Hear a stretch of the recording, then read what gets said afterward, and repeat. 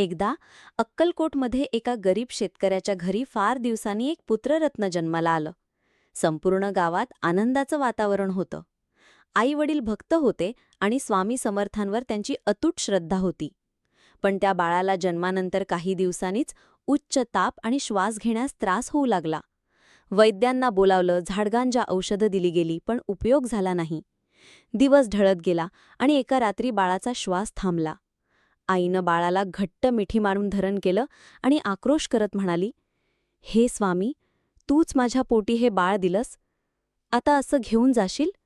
कृपा कर." पित्यानं ताबडतोब अक्कलकोटला धाव घेतली.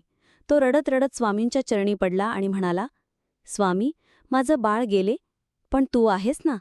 मृत्यूलाही हरवू शकतोस तू." स्वामी शांत बसले होते. त्यांनी डोळे मिटले.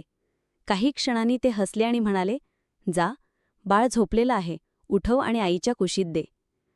त्याला विश्वास बसला नाही, पण स्वामी समर्थांच्या वाक्यांवर तो श्रद्धेनं परत घरी गेला. जेव्हा घरी पोहोचला, आई अजूनही बाळाला हृदयाशी धरून रडत होती.